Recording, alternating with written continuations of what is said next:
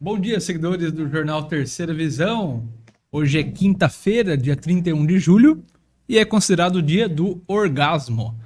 Recebemos para falar sobre o assunto, aqui no estúdio do Jornal Terceira Visão, a psicóloga e sexóloga Bárbara Abate Andrade. Bom dia, Bárbara, tudo bem? Bom dia, Bruno, tudo bom? Obrigado por ter vindo falar sobre esse assunto tão importante, né? Mas, de certa forma, continua sendo um tabu, seja porque exatamente as pessoas não querem muito falar disso ou banalizou de alguma forma, e a gente vai falar dessas nuances durante a entrevista. Mas primeiro eu vou pedir para você fazer uma apresentação sua, sua formação como psicóloga e por que você buscou fazer sexologia. Eu sou psicóloga, me formei na Unip em 2018, né? Desde então eu comecei a clinicar.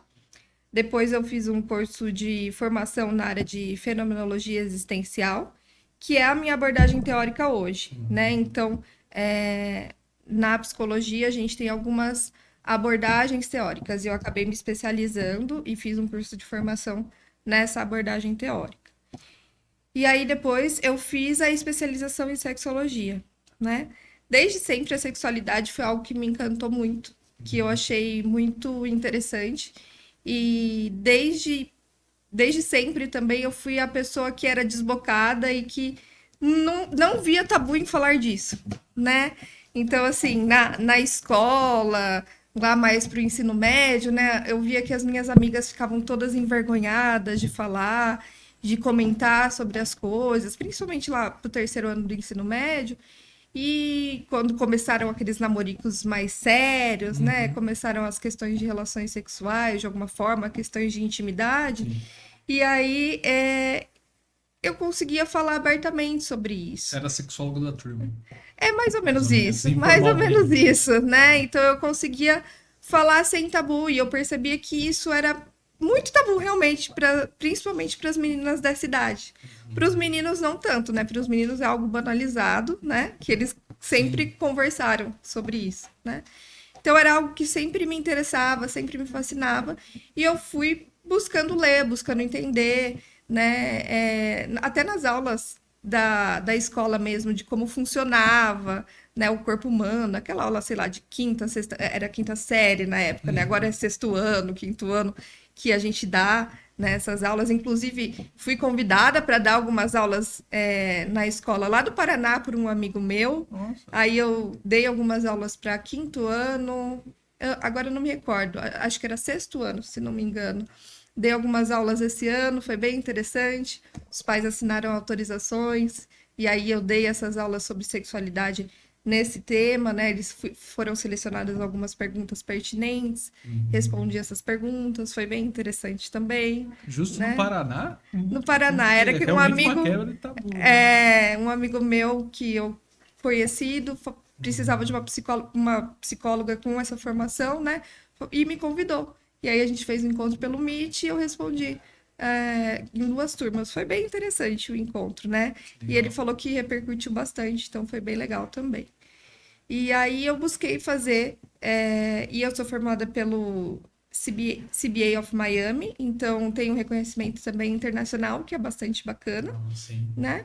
E aí, nos últimos anos, eu acabei me enveredando para a parte do autismo, que também tem uma questão de sexualidade bastante diferenciada, né? E atualmente eu atendo mais adultos, idosos e também casais. Hoje, cerca de 80, 90% do meu público acaba sendo público autista, porque eu acabei me enveredando, então acabei fazendo muitos cursos nessa área, mas a sexualidade está sempre presente de uma forma ou outra. Autismo e TDAH ou só Na autismo verdade, separado? neurodiversidades em geral, Tá, né? certo. Porque é muito difícil o autismo tá só ser só autismo, né? Normalmente, para a fenomenologia existencial, por exemplo, o autismo ele sempre vai ter alguma questão correlacionada com a temporalidade, que é o TDAH, Certo. né? E como você, como psicóloga, como você pode definir o orgasmo, explicar o orgasmo? Tá. O orgasmo ele vai ser definido por um momento de clímax da relação, Sim. né? Porque assim, a gente tem o ciclo do prazer, né? Na sexologia, né, a gente aprende que existe o ciclo do prazer. O ciclo do prazer, ele é formado pelo desejo, então que é aquele momento do flerte, né? Sim. Que a gente vai flertando, a gente vai sentindo aquele desejo pela pessoa, a gente vai começando a sentir talvez uma pequena excitação pela pessoa. Tá. E aí a gente entra no segundo estágio, que é a excitação em si, né? E aí a gente começa a se sentir excitado, a gente começa a sentir as mudanças corporais. Que é esse momento da excitação, né? Sim. E aí o momento do orgasmo é quando de fato tem toda essa questão do relaxamento também corporal, tem as liberações hormonais ali envolvidas. Então o orgasmo é esse momento, né? Então quando a gente relaxou. Certo. Né? E aí ele pode vir acompanhado nos homens da ejaculação. E tem alguns homens que não ejaculam, né? Tem algumas questões aí de saúde, por exemplo, que podem vir a não ejacular, por exemplo, também. E não é de ordem psicológica. Pode ser Pode também ser. de ordem psicológica, mas geralmente está relacionado a alguma doença física. Tá. Tá? E aí tem também o último do ciclo do prazer, é a resolução, que a gente chama que é o momento do platô, né? Que aí há o relaxamento e a gente fica mais tranquilo, é aquele momento que a gente fica totalmente relaxado, que a gente fica, não consigo mais fazer nada, né? Sim. Então esse é o ciclo do prazer. Né? E aí o ciclo do prazer se completa. Então, o orgasmo, ele é, vamos dizer assim, o terceiro passo do ciclo do prazer.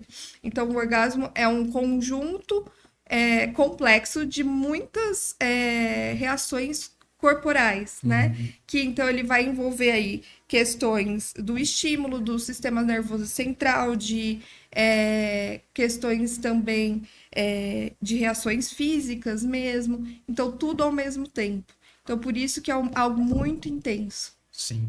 Né? E quais os efeitos, né? O principal efeito no corpo é o relaxamento, como você falou, né? Tem outros benefícios, atribuem até em relação à pele, cabelo, outros benefícios também, né? E se tem benefícios individuais, logo vai ter social. Então, um pouquinho para o social, pessoa que tem uma vida sexual ativa, saudável, em larga escala, coletivamente, você tem uma sociedade mais relaxada, né? Você teria, mas não é o que acontece, né? O que a gente vê é que o sexo talvez seja muito mais acessível do que foi muitos anos atrás, na época dos nossos avós, talvez. E terrível, a gente vê notícias horríveis todos os dias, né? Muitas relacionadas ou com origem a uma psicologia afetada, entre elas por origem, de repente, de alguma sexualidade não bem resolvida, digamos, né? E como que isso pode, sei lá, se as pessoas tivessem orgasmos de maneira saudável, você acha que a sociedade teria um efeito positivo na sociedade?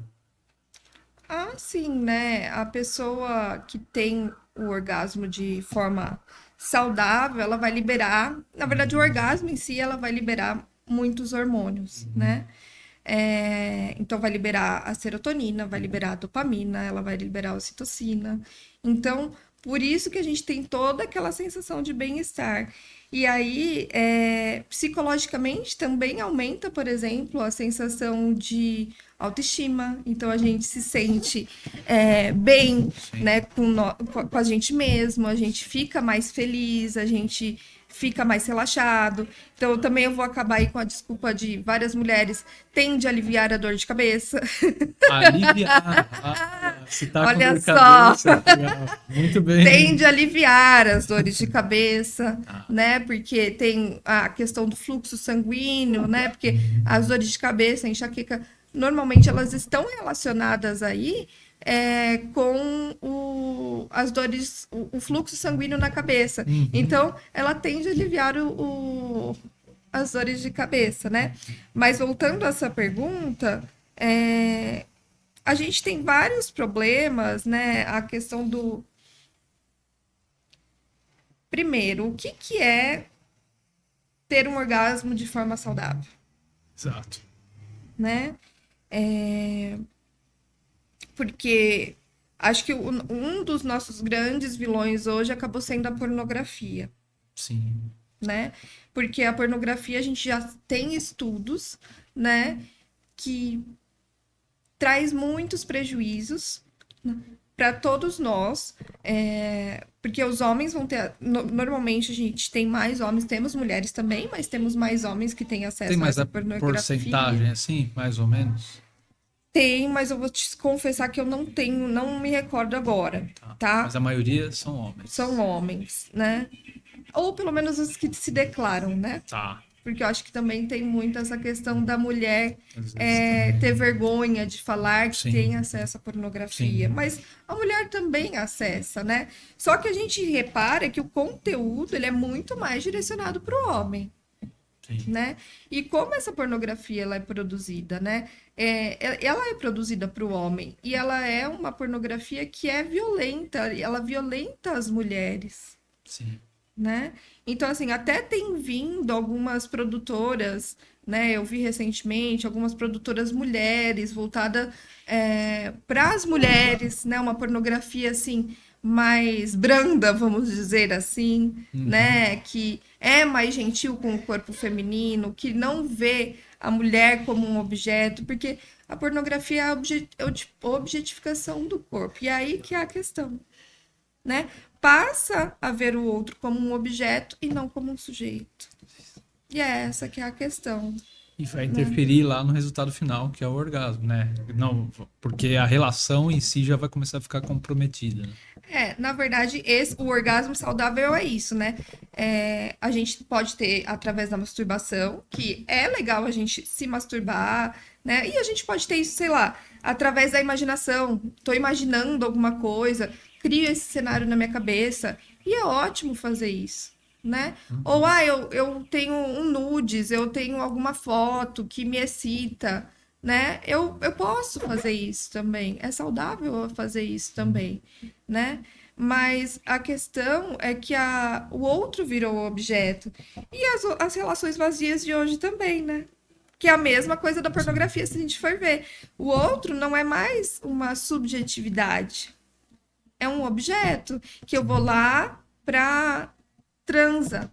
Único e exclusivamente para transar. Não tem todos os processos anteriores, né? Eu não Nenhuma crio uma responsabilidade. conexão, eu não crio uma intimidade, né? Então, isso deixa de ser uma relação em si, né? Uma relação subjetiva, vira uma relação objetal. E tá tendo muito caso assim, tem aumentado. É bastante comum, né? É bastante comum. Eles veem, enxergam que isso é um problema, eles chegam incomodados com isso. Muitas vezes não. Esse que acho que é o maior problema, né? Muitas Não há vezes algo errado, não. eles não veem que isso tá. Não algo errado, mas afetando, né? Afetando a si mesmo. E aí o trabalho do psicoterapeuta, né, do sexólogo, talvez problematizar isso, né? Sim. E quais, a gente falou dos efeitos, o orgasmo só acontece pelos meios de chegar lá, e cada um tem os seus meios. Tem pessoas que têm facilidade, tem pessoas que têm dificuldade, com mulher é assim, cada mulher é diferente, cada homem é diferente, né? E tem os processos, como você bem descreveu, né? E como que fica esses processos com esses efeitos sociais de individualização na sociedade, essa ultra velocidade, né? O digital, né? E então, como que o processo de se chegar lá, né? E é até uma responsabilidade quando praticado, né, mutuamente, porque justamente você tem que prestar atenção na pessoa, esforçar, é um processo mútuo, né? Ao passo que difundindo desse meio mais neoliberal da coisa, fica meio cada um por si, então você não se responsabiliza pelo outro e vice-versa, só tem o processo do orgasmo, parece que para aquilo e pronto, né? Como que fica essa arte do fazer chegar lá? Então, É uma arte? é uma arte, né? É uma questão importante, porque a grande diferença dos homens e das mulheres nessa questão do ciclo do prazer é temporal. Enquanto o homem chega no orgasmo, né, ele passa pelo desejo, pela excitação e chega no orgasmo, se ele quiser, muito rápido, a mulher, ela leva um tempo para passar pelo desejo, pela excitação, até chegar ao orgasmo. Por isso que é preciso se investir em preliminares, que é interessante se investir em preliminares, né? Porque aí o homem e a mulher, se a gente estiver falando de uma relação heteroafetiva, né? Eles vão conseguir estar ali mais ou menos na mesma página, no mesmo ritmo, e conseguir, por exemplo, chegar ao orgasmo juntos. Tá. Porque já meio que fisiologicamente é mais semelhante, né? O tempo de cada um. Porque se for seguir o tempo do homem, porque na pornografia o que acontece? Ele segue só o tempo dele, e aí ele vai super rápido, pronto, acabou. Além do que na pornografia ele tem um estímulo só da mão dele, e aí o que acontece? Quando a pessoa fica viciada em pornografia, ela consegue gozar só quando ela é estimulada pela própria mão. Fica uma prisão, no caso. Exato. Fica Ela não bem consegue, restrita ao sexo. ela não consegue ter a ejaculação. Esse homem, por exemplo, ele não consegue ter a ejaculação na penetração. E é reversível algo assim nas terapias? É a pessoa fica condenada, ela precisa tratar isso. Precisa tratar. Eu trato em consultório, por exemplo, sim. né? Então a gente faz esse tipo de tratamento, né? E aí, e também a outra grande diferença, por isso que a outra não, né? Continua sendo uma diferença temporal, é que na resolução, o homem que leva mais tempo, porque na resolução, normalmente, o homem demora muito mais tempo para conseguir se recuperar, para começar de novo a sentir desejo, excitação e se sentir pronto para ter uma nova relação. Então é um desafio organizar esses tempos, né, de cada um. Não queimar largada e também, né, percorrer o processo. Porque a mulher, depois que ela entra aqui, depois que ela tá quente, ela consegue ter uma atrás do outro. Tá. Né? Então ela consegue ter orgasmo e a resolução dela é muito rápida, ela consegue voltar lá pro desejo, excitar novamente, ter orgasmo de novo, e de novo, e de novo. E o homem, às vezes, tem homens que levam dias para recuperar. Tem homem que leva horas, tem homem que leva minutos. Tem um padrão que depende muito recarga, da parceira, reabastece? Depende muito da parceria que a pessoa tá, né? Vou falar parceria porque pode ser homem, pode ser mulher. Então depende muito da parceria, depende muito do estado emocional, porque não sei, né, se você já reparou. Quando a pessoa às vezes tá muito estressada, tá muito ansiosa, às vezes é mais difícil até chegar ao orgasmo, né? Ou, eu consegui chegar ao orgasmo a primeira vez, mas aí não consigo ter uma segunda ejaculação, não consigo nem segunda ejaculação, eu não consigo me sentir excitado novamente, não consigo, né, ficar ereto para ter uma segunda vez.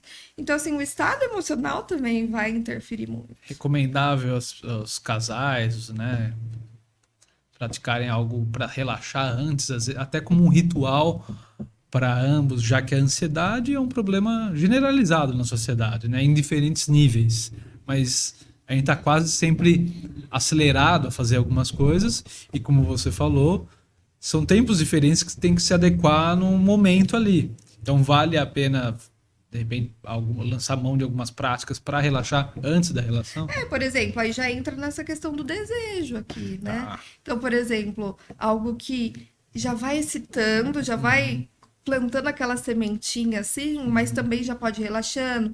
Então, vou dançar uma coisa que eu gosto, um ritmo musical que eu gosto. Ou vou fazendo uma massagem, que é uma coisa relaxante. Tem gente que gosta de tomar banho junto, aquele banho quentinho, aquele banho quente, que é uma coisa que já vai relaxando, você já vai entrando no clima. Vou fazer uma jantinha, vou cozinhar, né? Então é algo que você... Mas vou cozinhando e já vou lançando aquela, mais tarde, sabe? Vou fazer isso. Estimula, né? Isso. Então você... Porque a mulher é isso, é ao longo do dia, né? Bom dia, tudo bem? Lá em casa já sabe, né? Então, as preliminares da mulher começam muito antes. Certo. Né? Com coisas que às vezes que pro homem não é tão importante, mas para mulher é, né? Exatamente. Então eu falo muito isso no meu consultório para os homens. Falo, ó, mulher é muito antes. Para vocês é ali, Tem que ir encostou, tá cultivando. pronto, né? E mulher não. Tá. Mulher é nas pequenas coisas.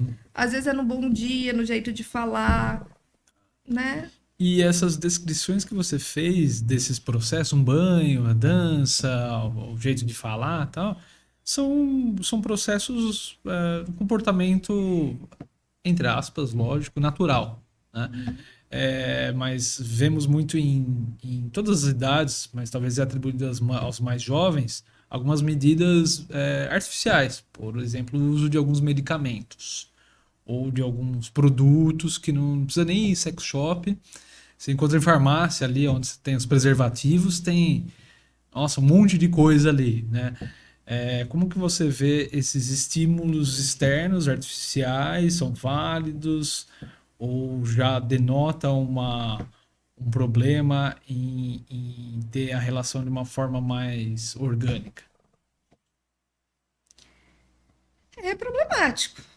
Porque todo esse tempo aqui, se a mulher já não esquenta com tudo isso, né? Porque você respeitando esse tempo, espera-se que a mulher, por exemplo, esteja minimamente lubrificada para ter a relação, Tá. né? E aí é o passo que tem produtos que podem ajudar a ereção, que ajudam a mulher ficar lubrificada, né? Às vezes pode desestimular o processo humano nisso, já que para que o cara vai se importar, ele vai lá e toma o negócio. Ou a mulher, ela já tem alguma dificuldade, às vezes dela ou do parceiro em estimulá-la, né? E também usa. Então acaba sendo um mercado, né? E o que acontece é que o ciclo do prazer, quando ele não é completo, a pessoa fica desestimulada. Então, essa mulher, por exemplo, provavelmente ela não vai chegar ao orgasmo. Inclusive, acho que um estudo recente da USP aponta que 50% das mulheres brasileiras nunca tiveram um orgasmo.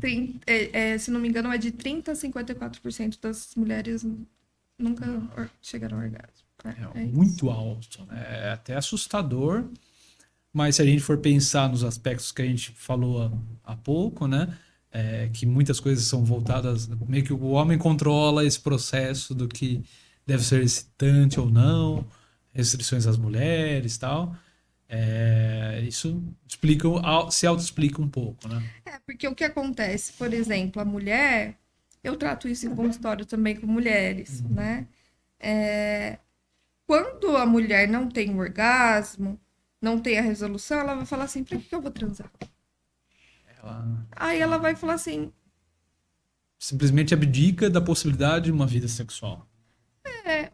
Porque assim, tem muitas mulheres casadas, né? E aí o marido vai lá, chega ao orgasmo rapidinho. Uma coisa individualizada. Egoísta, pode-se dizer egoísta, né? Eu já ouvi assim, eu sou um poço de esperma. Nossa. Que pesado. Né?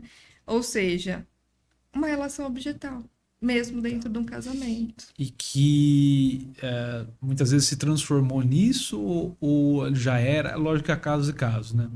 Mas a maioria dos casos, talvez a mulher pode se culpar às vezes nesse sentido ou não? Ou ela realmente se sente muito desestimulada? depende do caso, mas quando não se porque é algo o ciclo do prazer se retroalimenta. Então, eu gozei, eu quero gozar de novo. Eu gozei, eu quero gozar de novo.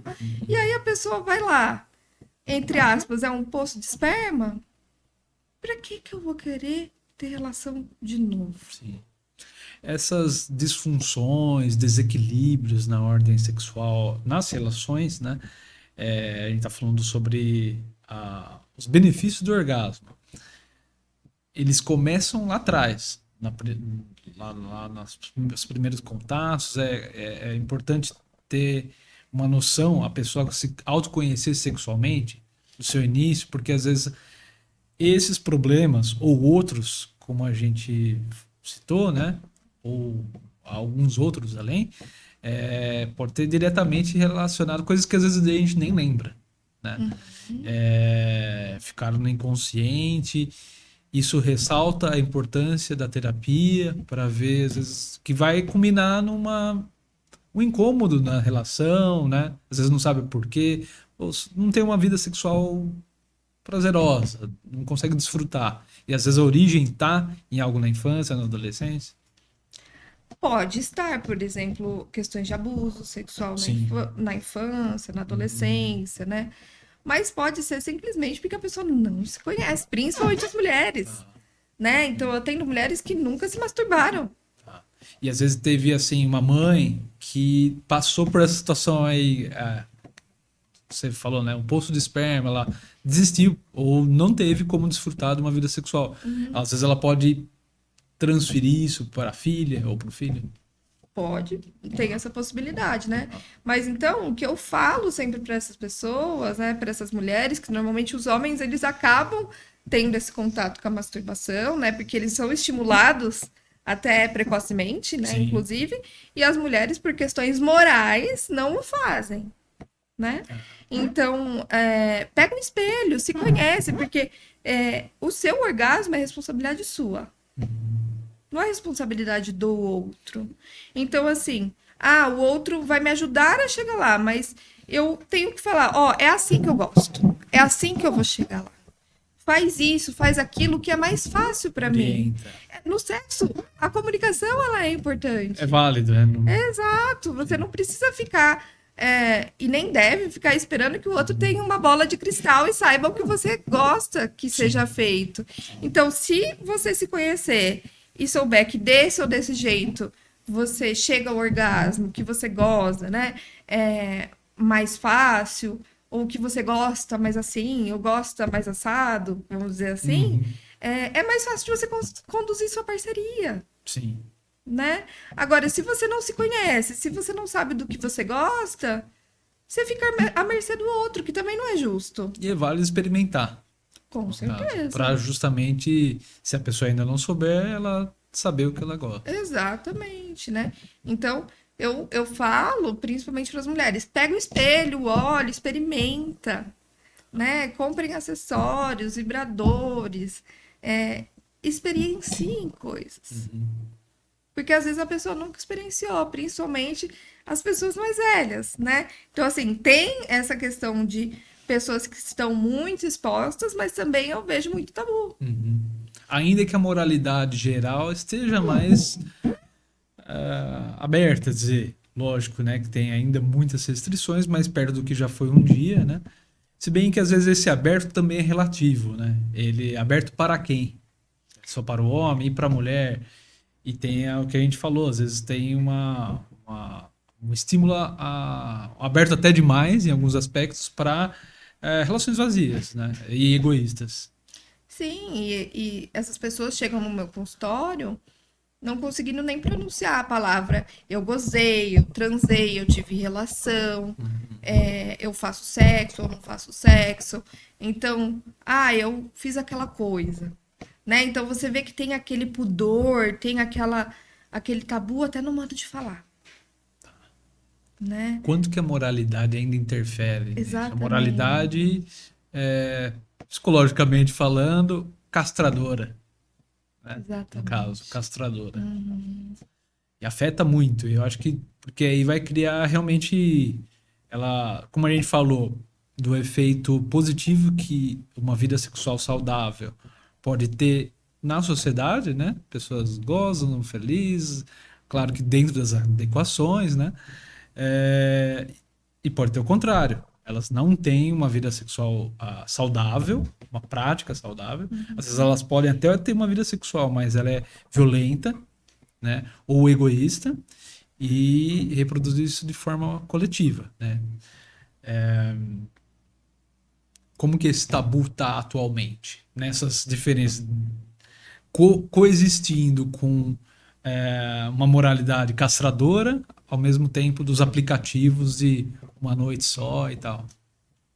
Eu atendo as duas coisas, né? Chega para mim as duas coisas, né? Então eu tenho tanto o primeiro cenário, né? Por exemplo, do vício em pornografia, né? Daquela pessoa que tem a dificuldade para largar a pornografia, que é difícil, né? E a gente faz o tratamento, né? Quanto o outro cenário da pessoa que é moralmente castrada, né? Então, eu E o vejo as moralmente duas castrado afeta também homens, não só mulheres. também, Mas mas a para mim maioria chega mais é mulheres. nesse sentido, né? Nesse Chega aspecto. mais mulheres, assim, né? O homem ainda tem mais liberdade, Sim. né?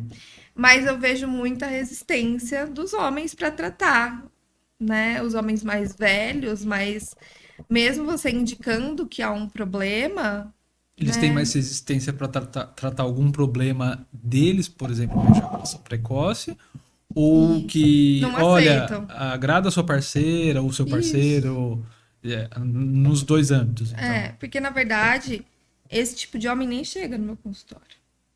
Tá. São as Vai. parcerias. Até o atendimento em casais, fala.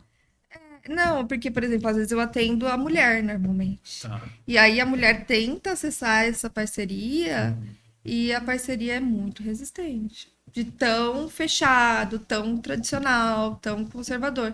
E aí a mulher não completa o ciclo do prazer, fica insatisfeita, né? É o que normalmente acontece. Os atendimentos, né? Chegam essas mulheres para eu atender. E aí, quando a sugestão, né? Olha, procure um tratamento. Quando precisa um tratamento, por exemplo, médico, no caso de uma ejaculação precoce, Certo. por exemplo, Sim. né? Ah, não, não preciso. Tá bom assim. Né? Então é tão conservador, tão tradicional, que não se vê aberto nem para isso. Tá para um tratamento, né? Para algo que vai. Nem para conversa. Nem para conversa. Nem para conversa. É muito tradicional. Né? Isso pode, de alguma maneira, prejudicar essa restrição? Vai explodir qual maneira, né? Ah, pode prejudicar, né? Tá minando a relação. Tá. Tá minando a relação. E aí a pessoa vai decidir se vale a pena permanecer ou não nessa relação. Às vezes, esse é só um problema e tudo bem, eu tenho outras coisas que compensam. Ou esse é um problema muito importante pra mim, então se ele não resolver, não vai rolar. Porque a E gente é isso que a gente trabalha às no vezes fala, consultório. assim, que o sexo não deve ser a coisa mais importante da relação. Mas ela é uma das. Ela é essencial, não necessariamente ela é a mais importante. Tem muitos outros aspectos mais importantes, mas tem que estar ali, né? Presente de uma forma mútua, prazerosamente mútua, né? Mas aí eu acho que são muitas camadas, né, Bruno? Porque assim, se a pessoa tá te contando que aquilo tá incomodando, que você não tá dando prazer pra ela, que tem como melhorar, você escuta aquilo e não liga, é muito além do É sexo. broxante, né? Também. Literalmente, né? Mas é muito além do sexo, não é? Sim, sim. Entende? Que são muitas Aí camadas. vem para a psicologia em si, né? Que é antes ainda da questão sexual, Eu acho que talvez. são muitas camadas, né? E aí cabe a pessoa, né, ver se faz sentido para ela ou não estar naquela relação. Bárbara, você citou a questão dos autistas, que você tem um público, atende um grande público autista. E como é a sexualidade? É algo diferente com eles? Como é? É, a sexualidade experimentada pelos autistas, ela é expressa de uma maneira bem diferente. A gente tem um número. Agora eu também não trouxe os dados agora, mas, por exemplo, a gente tem um número muito significativo, né, de pessoas trans dentro do espectro, né? O pessoal que está no LGBTQIA+, também. Então, a gente vai perceber que muito maior do que as pessoas, por exemplo, que são típicas, Tá. né? Então, o pessoal da neurodiversidade tem essa questão diferenciada também. É mais recorrente. É bem mais recorrente, tá? É bem mais significativo. E aí a gente tem tido estudos sobre isso, né? Por que que isso acontece? Eu tenho algumas hipóteses no sentido assim, né? Talvez eles. Mas aí são coisas da minha cabeça, tá? Não tem estudos sobre isso. É só coisas que eu percebo e que Da sua talvez experiência. façam sentido. Uhum. Que talvez eles já se sintam tão inadequados ao longo da vida toda e que a vida já foi tão desafiadora que sair da caixa em algum sentido, se expressar a sexualidade de uma forma diferente, né? Não, como que eu posso dizer? Vai ser só mais um desafio que não vai ser tão grande assim. Tá. Vai ser um desafio, mas que vale a pena enfrentar, né? Porque não é uma escolha, também a gente sabe disso, Sim, né? sim. É uma, por exemplo, a questão do trans, a questão da orientação sexual, como o próprio nome diz, né? É orientação e não opção, Sim, tem um vereador né? que sempre briga comigo, às vezes eu erro, opção, orientação, o vereador Marcelo Yoshida, que é representante dessa classe, né? E então é importante ter esse discernimento, né? Então, eu acho que eles também conseguem assumir e peitar isso com maior facilidade devido já a todas as dificuldades que eles assumem Sim. e têm durante a vida. E acho que esse é um outro aspecto também, né? De uma vida sexual saudável, mais ampla, mais inclusiva, a aceitação, né? Do que as pessoas são, como elas se identificam, a diversidade em geral, né? Sim. E compreender esses meandros. É, então, acho que tabu, a gente falou bastante sobre os tabus, né? Também sobre o orgasmo saudável, as relações sexuais saudáveis. Acho que seria na sua terapia em si, né? Fazendo uma terapia. Tem algum problema, alguma dúvida, né? Procurar um profissional, no caso.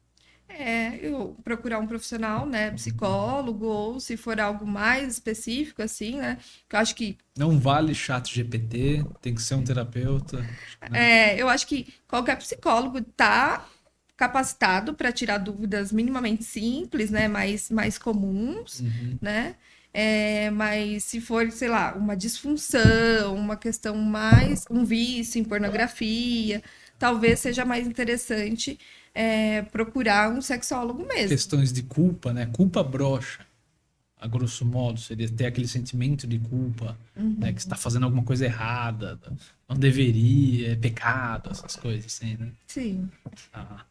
Bárbara, muito obrigado por você ter vindo, eu que né? agradeço. Abordar um assunto que é delicado, não deveria ter, mas tem que ter tato para falar, né? Tem que ter conhecimento. Tem muita gente que fala se conhecer, às vezes, né? E você sendo uma profissional do ramo da psicologia, sexologia, contribui muito para sanar muitas dúvidas do pessoal, né? E também agradecer a Simone, o André, da Torres Psicologia, né? Isso. E passa, por favor, os seus contatos, como que as pessoas podem te encontrar para fazer um orçamento, de repente marcar alguma consulta. Tá. O meu Instagram é @psi.barbaraabate. É ABATE.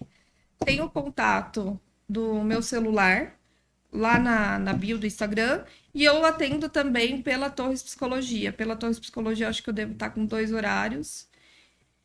E eu atendo de forma particular pelo número lá do meu Instagram. Que também tô com vagas bem limitadas, porque agora. Ah, uma novidade que eu ia falar no Isso. começo é que agora eu virei professora também da Anhanguera. Então, os alunos da Anhanguera da John Boy vão me conhecer aí a partir da semana que vem. Que legal. Certo. E aí, o seu atendimento presencial, online? Presencial ou online. Tá, Pode ser tanto os dois faz. Tá, modos. legal. Então, muito obrigado e até a próxima. Muito obrigada pela oportunidade, Bruno. Precisando, é só chamar. Pode deixar. Obrigado. Obrigada. Tchau, tchau.